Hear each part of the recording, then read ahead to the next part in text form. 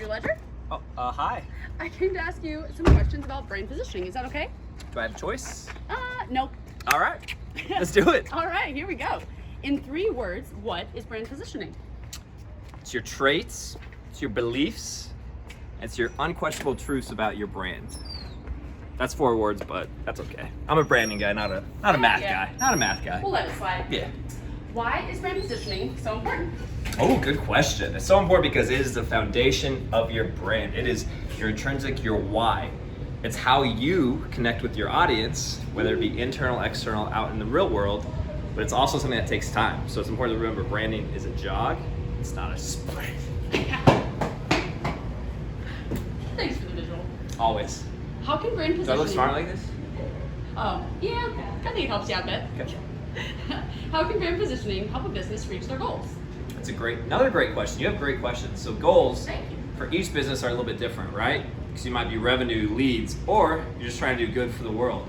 However, your brand positioning is how that external audience, that customer, relates to your brand.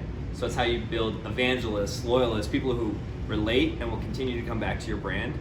So by doing brand positioning as a foundation of your marketing campaign, any plan, and make sure that you are on point with that messaging.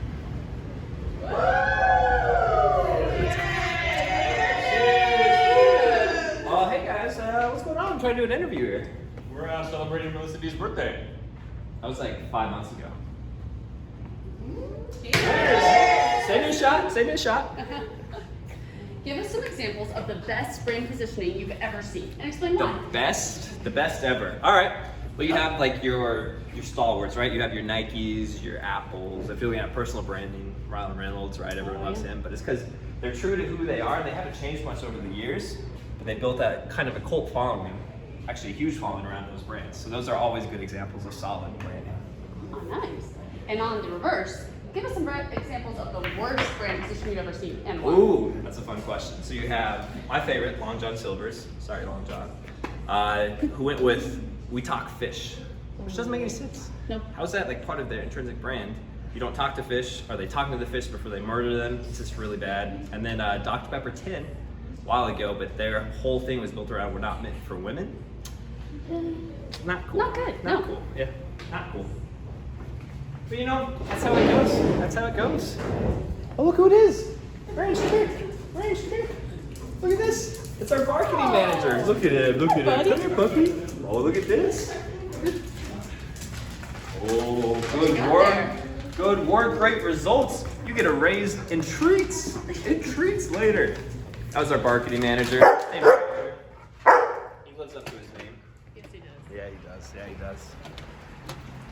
After you, interviewee. Why, thank you. Yeah, of course. What are some steps to a powerful brand messaging? Oh, powerful brand messaging. All right. Well, it's time for a shameless self shout out here. At Serendipit, we do an amazing brand workshop. It's an immersive experience where we go through all those things I talked about in the beginning. We identify your traits, your beliefs, what those truths are. We sit with the leadership team, everyone involved with the brand, and really make sure that intrinsic branding comes across.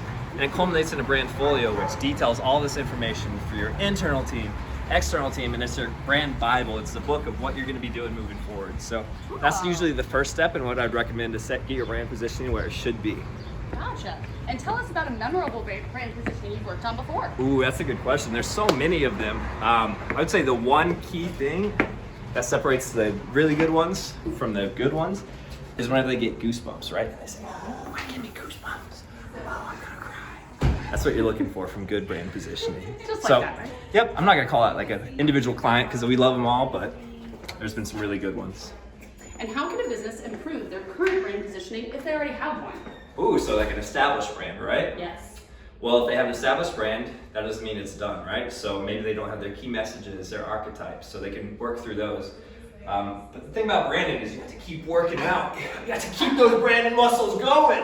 You know what I mean? So not just losing sight of it, coming back to that brand, evaluating it, and making sure your leadership comes in to make sure that that foundation, that brand positioning is the same year after year after year, or it might evolve and change. It's a consistent thing.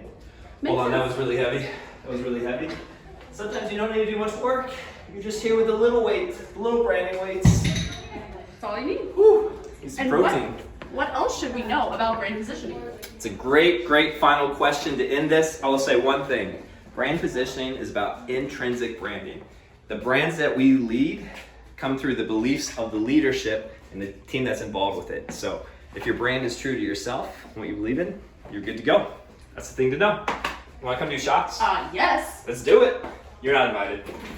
Sorry camera person, anonymous camera person. Bye, bye, bye.